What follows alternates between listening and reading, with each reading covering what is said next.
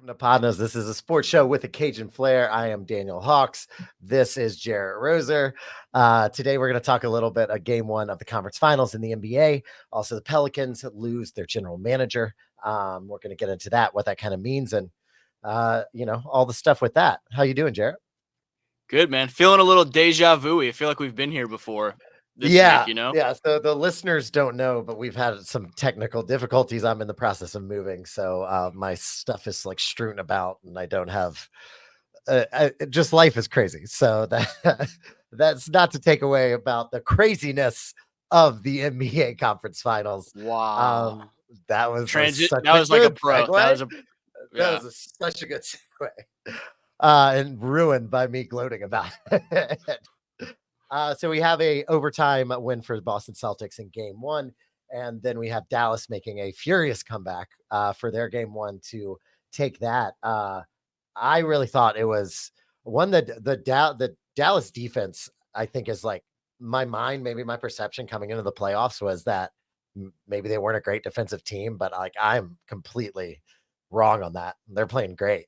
And Yeah. the way that they just like clogged the lane and really didn't let Ant like get in and operate down there was great. So let's start with that. What'd you think of game one? Yeah, game one out west, my reaction is really I'm starting to worry that I'm going to lose that bet of some Raising Canes with the buddy Jacob out in Dallas because when we did this preview a couple days ago, I took Minnesota. I thought the series would be competitive, great competitive game one, and certainly it could still be a really long series between two really good teams. I wasn't overly confident picking either way going in, but to go into a game one in Minnesota, Dallas shooting terribly from the perimeter, which is such a huge part of their game. They're usually taking more threes and making more threes, but that was not a piece of it. And Minnesota honestly shot pretty well. I thought Jaden McDaniels defended Luka really well for three quarters, and there was a lot to like about Minnesota's game. And then they let it get away, and you saw Ant during the game look kind of tired, and then after the game talk about being tired, which was kind of a weird out of character approach for him to Yeah. have an excuse like that of, they just played game 7 on Sunday as though Dallas hadn't just played a game 6 on Saturday. Yeah. And so there were a lot of weird vibes to that, to let that one get away. And I'm interested to see how they shake back. They've obviously been resilient before, but you saw Kyrie early and Luka late just look more experienced and prepared for that moment and get a game that a lot of factors would make you think it should have been Minnesota's game.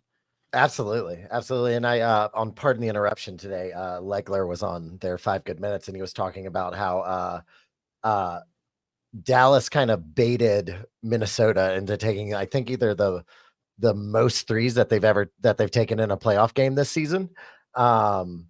And like really kind of made Ant a passive like shooter, a passive like 3-point shooter. And like, that's not what you want. You want the most explosive guy on the floor to do explosive things.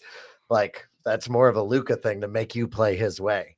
Which I think he did beautifully last night for a lot of stretches too.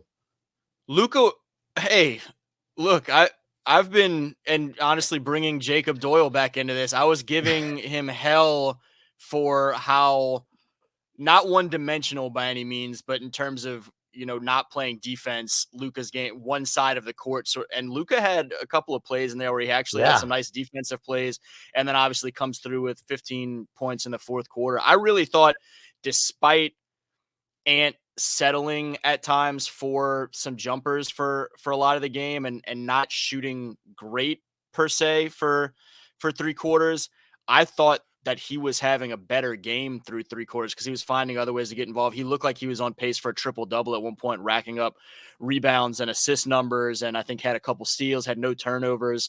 And so he was doing things that I thought were winning basketball despite that. But he's still, I mean, in any playoff series, you're going in and you're kind of figuring each other out and figuring out what's going to be there and what's not and how you want to kind of tweak some things and attack differently. And I think he's also at a point in his career where he's still learning a lot on the fly in a bigger picture standpoint. So I think we're For seeing some sure. of that in real time, whereas Kyrie went in and looked like he knew exactly what he needed to do and wanted to do early, and then Luka was ready when it mattered most. Yeah, for sure. I'm excited to see the rest of the series. You still think Minnesota in 6 or 7?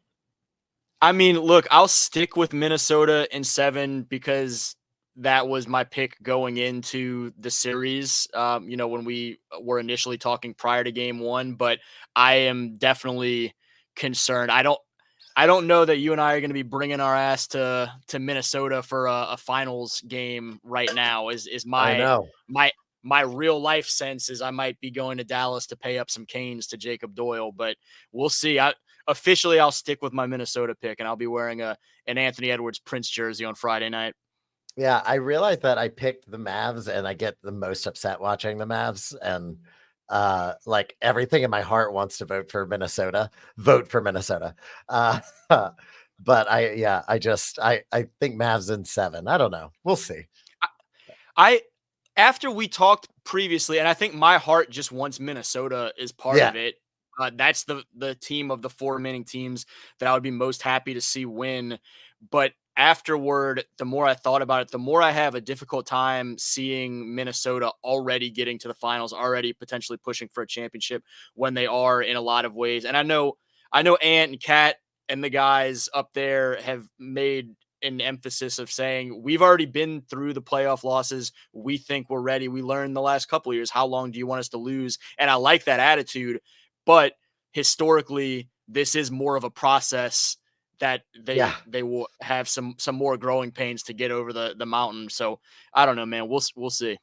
Yeah, for sure. So it'll be a fun series to watch. Now this we got game 2 tonight for Boston and Indiana.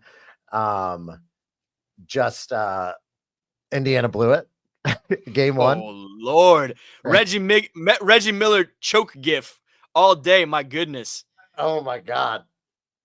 that one. I I made a 6-leg parlay bet that hit, and I texted Jarrett this. Still can't get the pointing right. Um and the last thing I had was Indiana plus 9.5. I just needed Indiana to not lose by 10 points. And I was so pumped with a minute left in the game. And then as soon as it hit overtime, I just started thinking, oh, they're going to get run out of the gym in overtime and I'm going to lose this, this fucking bet. Yeah.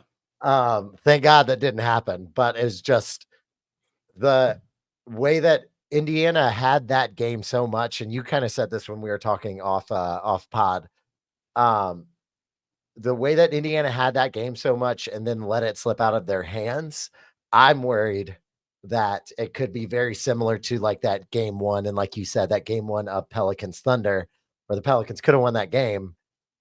And then you just see the team kind of fold for the next Yeah. 3 games. I don't think Indiana will do that and get swept, but I also like think that, you know, I think that it's so heavily Boston now that even after like they now have to win what 5 out of the next or 4 out of the next 4 out of the Yeah. next over 6, Yeah, you and have to that's win 4 out of 6, due. and that game 1 is one you should have won. So essentially, the flip side of that math is you have to win 5 in a best of 7 series if you look at Yeah, that one as that should have been a Pacers win. And I think we've seen some resiliency from the Pacers on this playoff run that I don't think this series is going to get as ugly as quickly as that Pelicans and Thunder series got. yeah, But when you're the lower seeded team and you're trying to go up against the heavy favorite, the team that has been the team to beat in the East all year long, one of the clear favorites to go win a championship, and you have that opportunity, you can't squander that opportunity. You have to win those type of games. And so when we were talking a couple days ago, I went into this series thinking that it was a Boston in 5 or 6 series. And I think, I'm more confident than ever now that that's the case. Probably Boston in 5, maybe 6, not going 7. And I was a little bit surprised how many people, I guess, got defensive after that game and went in on the, we just learned that Indiana can this is going to be a longer series than I thought going in. Indiana can play with them, because I don't see how you watch that game and are more confident in the Pacers to win tight games in a conference finals after the way they played down the stretch. They are a good team. I prefer them to win. I was in a Jamal Tinsley jersey during that game. I don't care for the Boston Celtics, but I don't see how you watch that and are more encouraged. Okay, they might actually win this series after that new information. Well, and especially game 4 or 5 if Porzingis comes back. Or Yeah. if that happens, then like that edge down low that really they did play to their advantage of, because it's hard for Boston to play a 40-year-old for 48 minutes or 40 minutes a game. Like that's just a lot on. I'm mid-30s and I can barely reach down to get a beer from the fridge. But you know what? You know what? You make it happen because you're a gamer. I've seen it. I'm not a quitter. Okay. That's a good point though about Porzingis too. Just kind of further amplifies the fact that you have to take advantage of that game 1 opportunity. Yeah. And so even if they win the next 2 and Porzingis comes back, because now the Celtics are somehow down 2-1, like I would still be like, okay, I still Celtics in 7 now. I think that's what it would be. So it'll be fun to watch. It'll be I think I also just, the Celtics are definitely going to lose one game because they don't give I'll get the curse jar. They just don't shit. Will just not one day. They'll just come out and be like, yeah, okay. And I mean, look, we're recording this Thursday afternoon. And so by the time people watch this, game 2 will already be in the books. And it's a great way for me to potentially look wrong even faster by making this prediction. But piggybacking off of your point, was game 1 the lackadaisical give one away game for Boston at home that they've had in every other series? It's typically been game 2 the past 2 rounds, but did it come early and did the Pacers squander it away? Yeah. I also wonder too, Jaylen Brown after the game says that Jason Tatum finally woke up. And it was a weird thing to say. I also think like that's the thing that I would like tell him in the locker room. Be like, yo, dude, you finally woke up. Like, thanks for coming to the game. Thanks for coming to the conference finals. I wouldn't necessarily think to say that behind a mic at a podium. It's funny though, like the context of that is it's on the heels of Ant calling Cat out for fouling too much at the podium. But there's certain ways different people can deliver things different ways and they get taken differently. And so I will also saying this to say I wouldn't be surprised if Jason Tatum says, oh yeah, like to his own teammate, and just comes out like guns blazing, like a 50-point performance, like just a work of beauty, which I don't like the jerseys that he's wearing, but like I like to watch the man play basketball. It's sometimes beautiful. So game 1 was a nail biter. We hope the rest of the series goes the same way. I don't know, man. I keep wanting to hate on this Boston team, and I keep like getting proven wrong.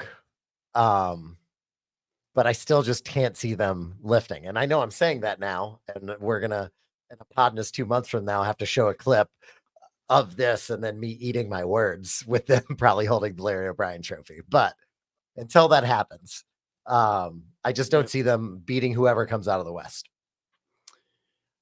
I hope they don't. As much as I want Minnesota to win the West, I've already told Jacob that I will become a big supporter of the Dallas Mavericks by virtue of not wanting the Boston Celtics to win if it ends up being a Dallas-Boston finals. But I mean, we talk about the importance, I guess there are some exceptions through history, but historically, far more often than not, there is a building process of getting through the NBA playoff wars and preparing yourself. if there's a team right now that has been through those wars and been through those disappointments and learned from their miscues and shortcomings, Boston's been trying to get back over the hump for about a decade now. And this Yeah, group has been largely trying to get back over the hump for about a decade now. And so as much as we may doubt them now because of what we've watched them fall short, they they should be the most prepared to get this job done, and they've they've taken their lumps along the way to earn it for sure. for sure. So, uh, NBA playoffs are great. I don't think there's anything else to say that. I'm just enjoying I'm all in, of it. I love it. yeah, I'm in favor. Closing out before we get out of here. Langdon, our GM of the I can't even. I'm not even going to try to say the first name. I'm not even going to try it. Just What is Trajan it? Oh, it's Trajan Trajan. Langdon. Yeah, yeah. I don't like reading, guys. Uh, Trajan Langdon is going to be the director, or is in working on a contract to be the president of basketball operations for the Detroit Pistons. He's going to be leaving the Pelicans because David Griffin's basically second in command. So Pelicans are now without a GM. Also, a take from our friend Chet, who lives in London, which I didn't even Is this think of. the This first is the Chet first Chet reference? reference for sure. Yeah, We're gonna bookmark it. he's gonna become a recurring theme at some point. Yeah, yeah. He said, "Hey, does this maybe make the Brandon Ingram or to send Brandon Ingram to Detroit? Maybe get some of those, a Duran, Jaden Ivey, all that young talent that is in Detroit that really hasn't, like meshed well together, considering they had a, you know, damn near 30 game losing streak this year. Uh, is that something that maybe is more likely to happen now because of that? Yeah, I've been kind of curious about that for a while as well, because there'd been a lot of momentum that it sounded like Langdon may be Detroit bound for a while, and that it was at least something to have on the radar. And I genuinely don't know. I think ultimately, I mean, think about it.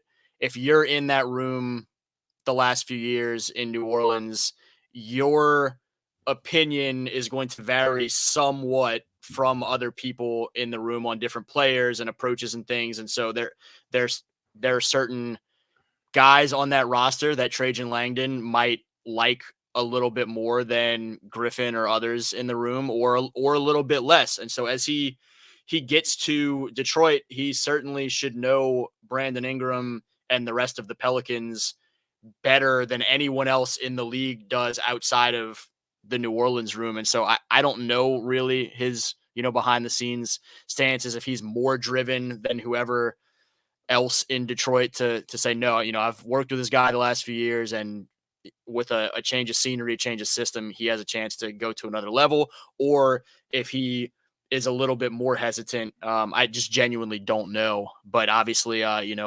Trajan and Griff have each other's numbers, so they can get in touch pretty easily one way or the other. Oh, yo, that's so true. It's not like a breakup. You don't have to delete the number. Yeah, and I'm interested. I think Trajan Langdon did a great job in New Orleans. I'm interested to see who follows his footsteps. If it's a promote from within with Bryson Graham, or if they bring in Yeah, someone else. I really like the direction of the Pels organization over the past few years, but this is a hugely pivotal summer for them. yeah. And so the fact that they now have to make some sort of move is less than ideal. And I wonder if that lends itself more to the promotion from within or not. But it's going to be an interesting couple months. My end game for my wish list for the Pelicans is that the NBA adds Seattle back as a team. And then we get put in the East where we should be. So here's I'm about Yeah, to I'm about to disappoint you in real time. I actually was texting a few people about this earlier, just kind of thinking about how I guess I was looking at the All NBA selections and how this is what 26 straight years now. I think that the West has had more All NBA players than the East. And whenever the NBA adds probably Seattle and Vegas, I think we'll see one Western Conference team move to the East. And I think it ends up being Memphis. yeah. And so No, it makes more sense to me in about every which way. And so that had me wondering, is there a change.org petition I can sign or start somewhere or whatever and just send the Grizzlies back to Vancouver and just solve all of this. With all due respect to the Tennesseans up there. Yeah, I mean, that's the dream. Well, I can still hope and dream. So they were slightly dashed, but not totally broken yet. So that is, also shout out to Herb Jones for getting first team all defense. So yeah. Yep. Way to go, man. Him and CJ winning some awards this week for, what they do with the defense and the citizenships and whatnot, work in the community for CJ. Oh, I didn't know that. That's awesome. Well, shout out to both of them. Hopefully, if we could just get out of the West before Wemby starts to fully take over, that would be A-okay. And look, our official take should be, we want all smoke. I'm not running from anything, whatever. And I assume that's going to be kind of the Pels actual way that they approach it is, they're going to play who's in front of them. But realistically, the East is going to continue to be the easier path to the finals than the West for the foreseeable future. Absolutely. 1000%. So that is all we have for today. Thank you guys for joining us. We have socials. This is actually going to be the first video I'm going to put up on our socials. I don't feel like I'm going to backlog, but reach out to us at PODnas_LA on Instagram. I don't know why I said it weird, but I did. Please reach out in the comments, talk to us. We'd love to hear from you. We'd love to hear where we're wrong, where you agreed with us, and everything which way in between. Until next time, we'll see you guys later. PODnas out. Hey, don't do this in London. Apparently, we learned this. Oh yeah.